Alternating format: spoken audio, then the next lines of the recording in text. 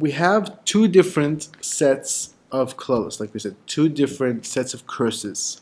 So in Megillah, Lamed Aleph, we find that Ezra decreed that people should read the curses in Vayikra, Leviticus, right? These curses in Vayikra before Shavuos, and the curses in Kisavo now before Rosh Hashanah. Let the year end and its curses end.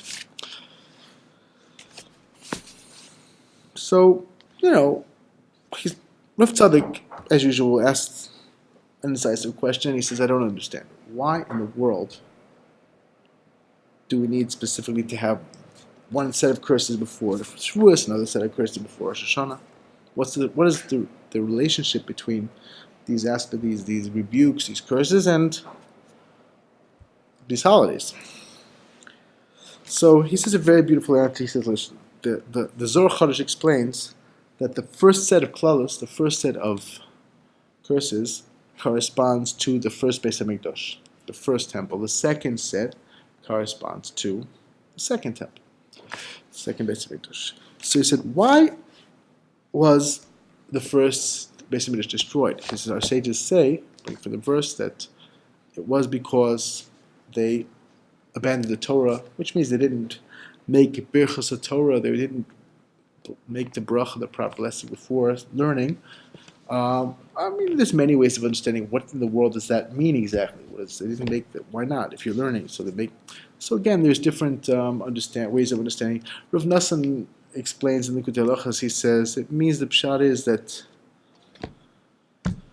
they didn't value what they were doing, that the Torah was connecting them, that they could fix everything through the Torah. They weren't focused on that. They thought they were just learning. I have to learn, so I learn, but it's not going to really do anything for me. It's not going to improve me. The Medrash famously tells us about Rabbi Akiva. Rabbi Akiva, it says he went back to learn. Right? He was learning. There's a language where says he went back to learn. His wife sent him back to learn. He went back because he saw this rock, right? The rock, there's this water dripping. So, the Levi says the message is, he said, Rabbi Akiva saw that he was learning as a young man. He said, it's not making an impression on me. It's not helping me. It's not changing me. So what's the point? I guess I'm doing it wrong, but whatever it is, it's not doing me any good. Later, when he saw that the drips, the steady dripping bore through the rock, he said, no, I didn't give enough time. It was making an impression. He said, certainly the first 1,000,000 drips, you won't see anything. He said, after 10 million, 100 million, however many, you start to see an impression until you can make a hole. So the same thing with my heart, the same thing. I didn't see it, but it was making an impression. They didn't realize the importance. They weren't thanking Hashem. Oh, thank you, I have the Torah. The Torah will bring us back. Like he said, at least, even if you abandon me, but learn my Torah, connect to my Torah. And that means, Rav Salanter says, and the Chadash says that means you're learning Torah in order to connect to God. Like the Chadash says, don't forget the Nosein HaTorah. It's not just the Torah. You have to remember that there's one who gave you the Torah. Connect to him through the Torah. So, he said, now, comes Shavuos. On Shavuos, we get the Torah. That's our time when we renew. We're receiving the Torah, the next year's Torah. So naturally, we need to read the first set of clothes, not to mess up, not to make the mistake that they made. They made a mistake. They made an error. They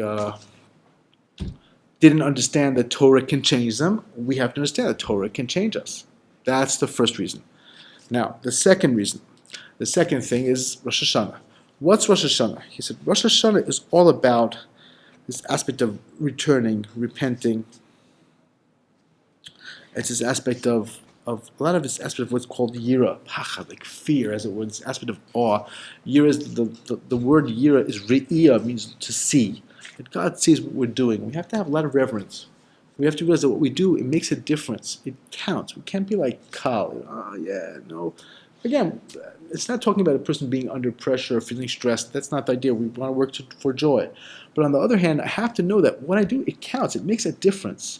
It makes a difference. What I do makes a difference. And really, I have to be very, very strong about working on connecting and doing whatever I can to be one with Hashem, to fulfill my potential, to do my mission in life, because every little drop makes a big difference. Every little bit. So that's a big part of what Rosh Hashanah is about. So it's natural to realize, again, this idea of, you have to have the joy in it, this is Simcha, but also this aspect of like, listen, it's not a simple thing. What we do, it counts, it makes a difference. Whether you live the blessed life or not, or the opposite, has to do with you, has to do with me, has to do with us. It will also do with us.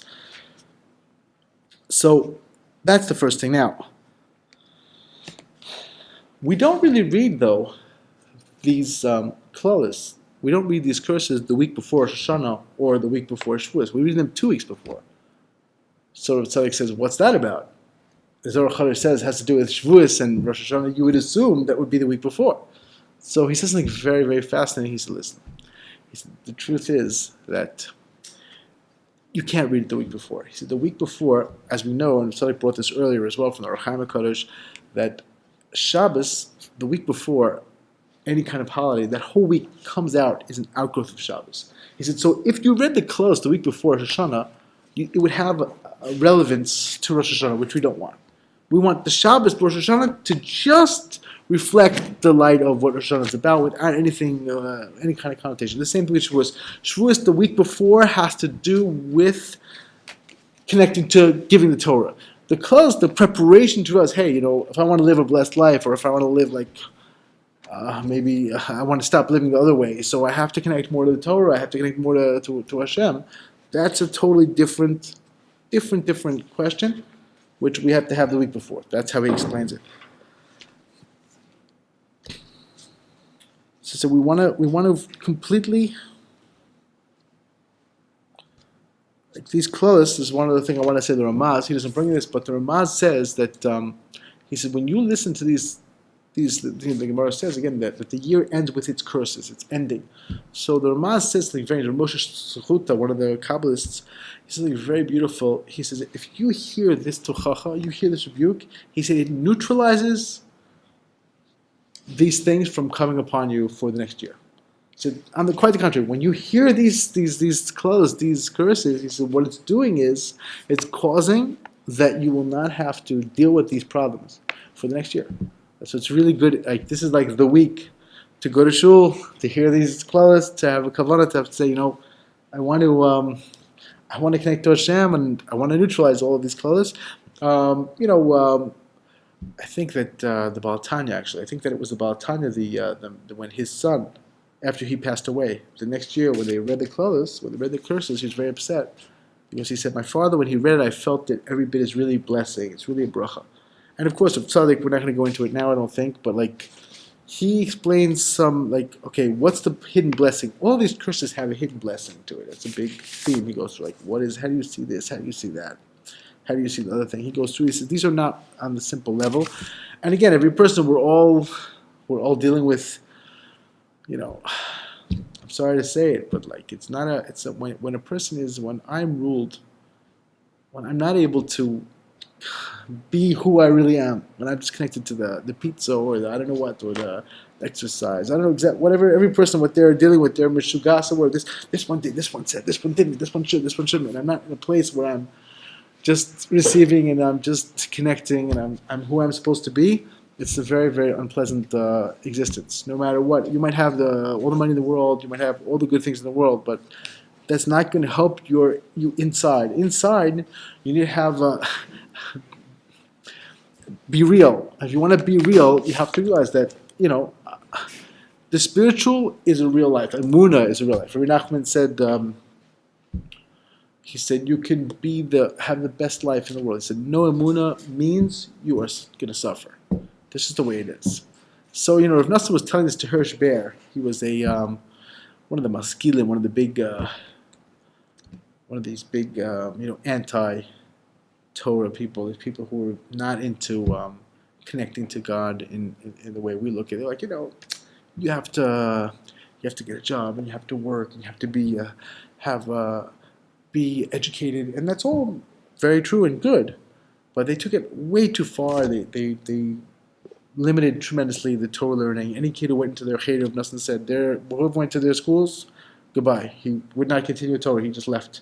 So it was very. At one point, these people were so diehard they actually swore never to use the name of Hashem because they didn't want to. They didn't want to. They didn't want to shake or move their emunah that there's nothing. That was they're atheists, like diehard atheists. If you're a diehard atheist, you don't ever say the name of the Lord, because you don't want to get confusion. You just want to So that, first of all, that's in general. Anyway, the person who's confused. Anyway, that's a very special level of the netherworld. It's like, yes, no, nebuch. I feel for you. So, but Rav Nosson is like, I don't care what you think. He said, you'll have no life. And this guy's like, what are you talking about? He went to the fair, he made a lot of money, he came home. He's like, man, I don't know, what are you talking about? He said, I went to the fair, it was great, I made my deals, great day, beautiful day, everything's good, even got a gift for my wife, everything's perfect. So Rav Nosson says, I'm telling you, my friend, everything can be just like you say. And then you go home to your wife, you give her the ring, she says, what, there's no stone? What, there is a stone?